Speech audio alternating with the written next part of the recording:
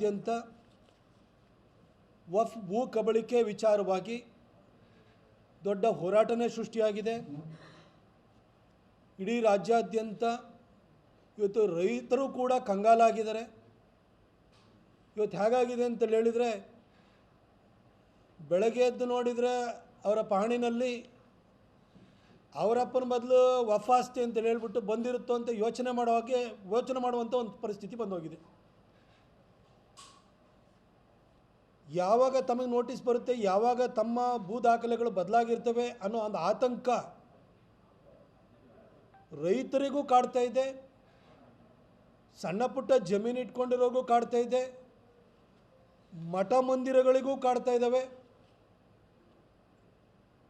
ಈ ಮಠನೇ ನೂರಾರು ವರ್ಷದಿಂದ ಪೂಜೆ ಪುನಸ್ಕಾರ ಅಕ್ಷರ ಅನ್ನದಾಸೋಹ ಮಾಡ್ಕೊಂಡು ಬರ್ತಿರೋಂಥ ಮಠಗಳು ಕೂಡ ಏಕಾಏಕಿ ರಾತ್ರೋರಾತ್ರಿ ಅದು ವಫ್ ಆಸ್ತಿಗಳಾಗಿ ಬದಲಾವಣೆ ಆಗ್ತಾ ಇದ್ದಾವೆ. ಇವತ್ತು ಸಿದ್ದರಾಮಯ್ಯನವರ ಆಡಳಿತದಲ್ಲಿ ಈ ರೀತಿ ಬದಲಾವಣೆಗಳು ಆಗ್ತಾ ಇರೋದ್ರ ಬಗ್ಗೆ ಯಾರಿಗೂ ಆಶ್ಚರ್ಯನೂ ಕೂಡ ಇಲ್ಲ. ಆದರೆ ಈ ಸಾರಿ ಮಾತ್ರ ಜನ ಎಚ್ಚೆತ್ಕೊಂಡಿದ್ದಾರೆ, ಜನ ರೊಚ್ಚಿಗೆದ್ದಿದ್ದಾರೆ, ಜನ ಬೀದಿಗೆ ಇಳಿತಾ ಇದ್ದಾರೆ. ಅದೇನು ಅಂತ ಗೊತ್ತಿಲ್ಲ. ಸಿದ್ದರಾಮಯ್ಯ ಸಾಹೇಬರ ಸರ್ಕಾರ ಬಂದಾದ ಕೂಡಲೇ ಎಲ್ಲರಿಗೂ ಕೂಡ, ಅದರಲ್ಲೂ ಬಹುಸಂಖ್ಯಾತರು ಯಾವತ್ತೂ ಕೂಡ ಆತಂಕದಲ್ಲೇ ಬದುಕುವಂಥ ಒಂದು ವಾತಾವರಣ ನಿರ್ಮಾಣ ಆಗುತ್ತೆ. ಅವರು ಹಿಂದೆ 2013ರಿಂದ 2018 ಮುಖ್ಯಮಂತ್ರಿ ಇದ್ದರು. 2015ರಲ್ಲಿ PFI, KFD, SDPIನ ಸುಮಾರು 1600 ಸಮಾಜಘಾತುಕ ಶಕ್ತಿಗಳ ವಿರುದ್ಧ ಇದ್ದಂಥ 175 ಕ್ರಿಮಿನಲ್ ಪ್ರಕರಣಗಳನ್ನು ವಾಪಸ್ ತೆಗೆದುಕೊಳ್ಳುವ ಮುಖಾಂತರವಾಗಿ ಸರಣಿ ಹತ್ಯೆಗಳಿಗೆ, ಹಿಂದೂ ಕಾರ್ಯಕರ್ತರ ದುರ್ಮರಣಕ್ಕೆ ಸಿದ್ದರಾಮಯ್ಯ ಸಾಹೇಬರು ಕಾರಣರಾಗಿದ್ದರು. ಅದು ಕುಟ್ಟಪ್ಪಯಿಂದ ಹಿಡಿದು ರುದ್ರೇಶ್ ಮರ್ಡರ್ ಕೇಸ್ವರೆಗೂ ಕೂಡ 10 ಜನ ಪ್ರಾಣವನ್ನು ಕಳ್ಕೊಂಡ್ರು. ಈಗ ಎರಡನೇ ಸಾರಿ ಸಿದ್ದರಾಮಯ್ಯ ಸಾಹೇಬರು 2023ರಲ್ಲಿ ಮುಖ್ಯಮಂತ್ರಿಗಳಾಗಿದ್ದಾರೆ. ಈಗ ಮತ್ತೆ ಅವರು ಈ ಬೈ ಎಲೆಕ್ಷನ್ಗಿಂತ ಮೊದಲೇ ಹುಬ್ಬಳ್ಳಿನಲ್ಲಿ ಪೊಲೀಸರ ಜೀಪನ್ನು ಜಖಂ ಮಾಡಿದಂತಹ, ಪೊಲೀಸರ ಮೇಲೆ ದಾಳಿ ಮಾಡಿದಂತಹ, ಸಾರ್ವಜನಿಕರಿಗೆ ತೊಂದರೆಯನ್ನು ಕೊಟ್ಟಂತಹ, ಅವರ ಪ್ರಾಣಕ್ಕೆ ಅಪಾಯವನ್ನು ತಂದೊಡ್ಡಿದಂತಹ ದುರುಳ ಮುಸಲ್ಮಾನರ ವಿರುದ್ಧ ಇದ್ದಂತಹ ಅನ್ಲಾಫುಲ್ ಆ್ಯಕ್ಟಿವಿಟೀಸ್ ಪ್ರಿವೆನ್ಷನ್ ಆ್ಯಕ್ಟ್ ಅಥವಾ UAPA ಅಂತ ಏನು ಆ್ಯಕ್ಟ್ ಮುಖಾಂತರವಾಗಿ ಅವ್ರ ಮೇಲೆ ಕೇಸ್ ಹಾಕಿದ್ರು, ಆ ಕೇಸನ್ನೇ ವಾಪಸ್ ತೆಗೆದುಕೊಂಡು ಒಂದು ರೀತಿ ಮತ್ತೆ ರಾಜ್ಯದಲ್ಲಿ ಆತಂಕದ ವಾತಾವರಣವನ್ನು ಸೃಷ್ಟಿ ಮಾಡೋಕ್ಕೆ ಸಿದ್ದರಾಮಯ್ಯನವರು ದಾರಿ ಮಾಡಿಕೊಟ್ಟಿದ್ದು ಮಾತ್ರ ಅಲ್ಲ, ರೈತರ ಭೂಮಿ ಇರ್ಬೋದು, ಹಿಂದೂಗಳ ಭೂಮಿಗೂ ಕೂಡ ಇವತ್ತು ಕಂಟಕ ಬಂದಿದೆ. ಅವರು ಈ ಹಿಂದೆ ಮುಖ್ಯಮಂತ್ರಿ ಆಗಿದ್ದಾಗ ಕೇಸ್ ವಾಪಸ್ ತೆಗೆದುಕೊಳ್ಳೋ ಮುಖಾಂತರ ಹಿಂದೂಗಳ ಪ್ರಾಣಕ್ಕೆ ಕಂಟಕವನ್ನು ತಂದಿದ್ದರು. ಈ ಸಾರಿ UAPA ಕೇಸ್ ತೆಗೆದುಕೊಂಡು ಪ್ರಾಣಕ್ಕೆ ಕಂಟಕವನ್ನು ತಂದೊಡ್ಡಿದ್ದಲ್ದಲೆ ನಮ್ಮ ಜನರ, ಹಿಂದೂಗಳ ಭೂಮಿಗೂ ಕೂಡ ಕಂಟಕವನ್ನು, ಅಪಾಯವನ್ನು ತಂದೊಡ್ಡಿದ್ದಾರೆ ಅಂತ ನಾನು ಸ್ಪಷ್ಟವಾಗಿ ಹೇಳಲಿಕ್ಕೆ ಬಯಸ್ತೇನೆ. ಇವತ್ತಿನ ಏನು ಪತ್ರಿಕಾಗೋಷ್ಠಿ ಇಡೀ ರಾಜ್ಯಕ್ಕೆ ಸಂಬಂಧಪಟ್ಟಿದ್ದಲ್ಲ, ಸ್ಪೆಸಿಫಿಕ್ಕಾಗಿ ಮೈಸೂರು ಮತ್ತು ಚಾಮರಾಜನಗರ ಜಿಲ್ಲೆಗೆ ಸಂಬಂಧಪಟ್ಟಿದ್ದು. ಇಡೀ ರಾಜ್ಯಾದ್ಯಂತ BJP ಹೋರಾಟವನ್ನು ಕೈಗೆತ್ತಿಕೊಳ್ತಿದೆ. ನಮ್ಮ ನಾಯಕರುಗಳು ಅದಕ್ಕೆ ಪ್ರಿಪ್ರೇಷನ್ ಕೂಡ ಮಾಡ್ತಿದ್ದಾರೆ. ನಾನು ಈ ಹಿಂದೆ 10 ವರ್ಷಗಳ ಕಾಲ ಕೊಡಗು ಮತ್ತು ಮೈಸೂರನ್ನು ಪ್ರತಿನಿಧಿಸೋದಾಗಿ ಈ ಭಾಗದಲ್ಲಿ ಕೊಡಗಿರ್ಬೋದು, ಚಾಮರಾಜನಗರ ಇರ್ಬೋದು, ಮೈಸೂರು ಇರ್ಬೋದು, ಮಂಡ್ಯ ಇರ್ಬೋದು, ಈ ಭಾಗದಲ್ಲಿ ನಮಗೊಂದು ಅವಿನಾಭಾವ ಸಂಬಂಧ, ಸ್ನೇಹ, ಸಂಪರ್ಕಗಳಿದೆ. ಹಾಗಾಗಿ ಈ ಭಾಗದ ವಿಷಯವನ್ನು ಇವತ್ತಿನ ಪ್ರೆಸ್ ಮೀಟ್ನಲ್ಲಿ ನಾನು ಪ್ರಸ್ತಾಪ ಮಾಡಲಿಕ್ಕೆ ಇಷ್ಟಪಡ್ತೀನಿ. ಚಾಮರಾಜನಗರ ಜಿಲ್ಲೆ ಮತ್ತು ಮೈಸೂರು ಜಿಲ್ಲೆ ಅಂತ ಯಾಕೆ ನಾವು ಇದನ್ನು ಕ್ಲಬ್ ಮಾಡಿದ್ದೀವಿ ಅಂತಂದರೆ, ಚಾಮರಾಜನಗರ ಮತ್ತು ಮೈಸೂರು ಈ ಹಿಂದೆ ಎರಡು ಒಂದೇ ಜಿಲ್ಲೆ ಆಗಿದ್ದು. ಇದು ಅವಿಭಜಿತ ಮೈಸೂರು ಜಿಲ್ಲೆಯ ಒಂದು ಭಾಗವಾಗಿತ್ತು ಚಾಮರಾಜನಗರ. ಅಂತಹ ಸಂದರ್ಭದಲ್ಲಿ 1965 ನವೆಂಬರ್ 4ನೇ ತಾರೀಕು ವಫ್ ಬೋರ್ಡ್ನವರು ದಿ ಮೈಸೂರು ಗೆಜೆಟ್ ಅಂತೇಳಿ ಹೇಳಿ ಒಂದು ನೋಟಿಫಿಕೇಷನ್ನ ಹೊರಡಿಸಿದ್ದಾರೆ. 1965 ನವೆಂಬರ್ 4ನೇ ತಾರೀಕು ಒಂದು ಗೆಜೆಟ್ ನೋಟಿಫಿಕೇಷನ್ ಹೊರಡಿಸಿದ್ದಾರೆ.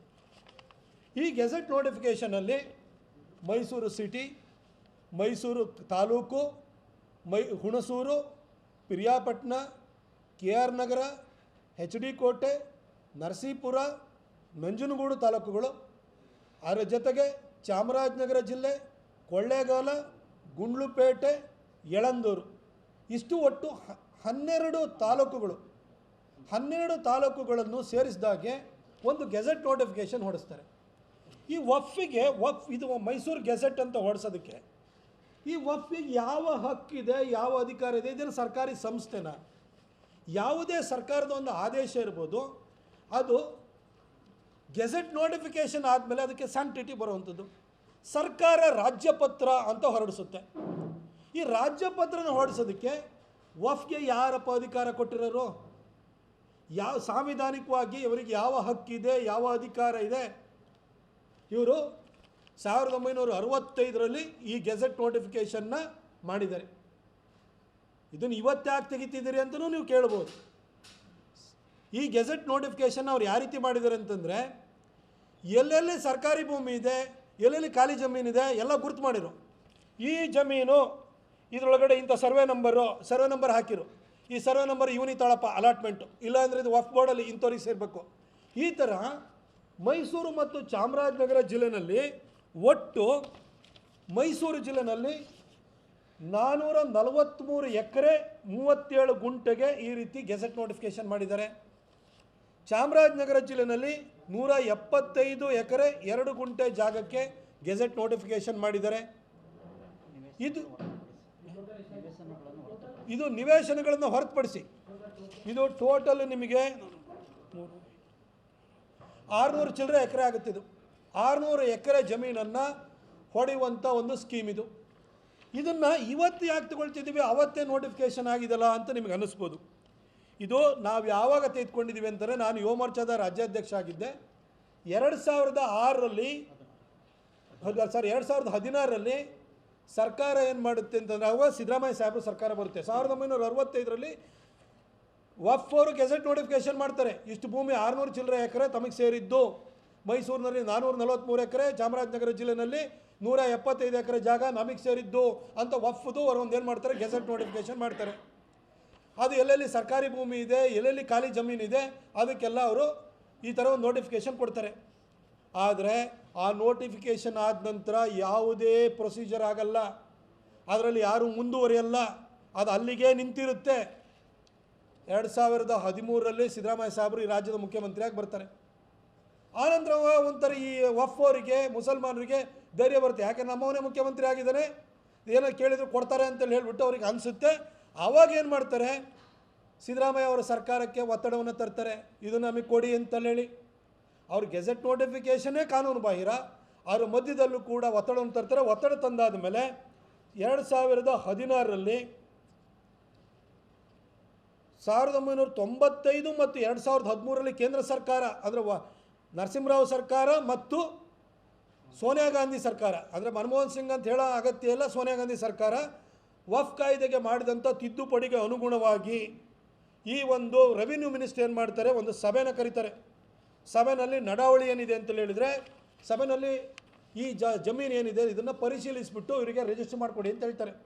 ಅದರಲ್ಲಿ ಏನು ಅಂತಂದರೆ, ಈ ರೀತಿ ವಫ್ ಆಸ್ತಿ ಅಂತ ಯಾವ್ಯಾವುದನ್ನು ಕ್ಲೈಮ್ ಮಾಡ್ತಿದ್ದಾರೆ, ಇದಕ್ಕೆ ಸಂಬಂಧಪಟ್ಟಾಗೆ ಅರ್ಜಿಗಳು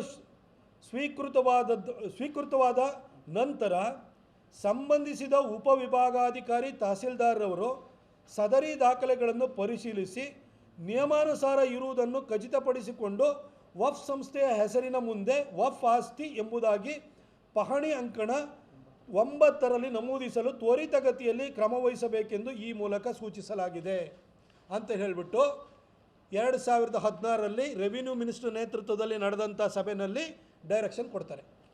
ಅದರಲ್ಲೂ ಕೂಡ ಸ್ಪಷ್ಟವಾಗಿದೆ ಏನಂತಂದರೆ, ದಾಖಲೆಗಳನ್ನು ಪರಿಶೀಲಿಸಿ. 1965ರಲ್ಲೇ ಗೆಜೆಟ್ ನೋಟಿಫಿಕೇಷನ್ನ ಮಾಡಿದ್ರು ಕೂಡ, ಅವರು ಏನು ವಫ್ ಅವರು ಕಾನೂನು ಬಾಹಿರವಾಗಿ ಮಾಡಿದ್ರು ಕೂಡ ಇದರ ದಾಖಲೆಗಳನ್ನು ಪರಿಶೀಲಿಸಬೇಕು. ದಾಖಲೆಗಳು ಪರಿಶೀಲಿಸಬೇಕು ಅಂತಂದರೆ, ದಾಖಲೆದು ಅವರಿಗೆ ಅಪ್ಪ ಅಮ್ಮ ಯಾರು ಅಂತ ಪ್ರಾಪರ್ಟಿಗೆ ಇರಬೇಕಲ್ಲ. ಅಪ್ಪ ಅಮ್ಮ ಯಾವುದು ಸರ್ಕಾರಿ ಭೂಮಿನ ಅಥವಾ ಖಾಸಗಿಯವರಿಗೆ ಸೇರಿದೆಯಾ, ಇದನ್ನು ಪರಿಶೀಲಿಸಬೇಕು ಅಂತ ಭಾಳ ಸ್ಪಷ್ಟವಾಗಿ ಹೇಳ್ತಾರೆ.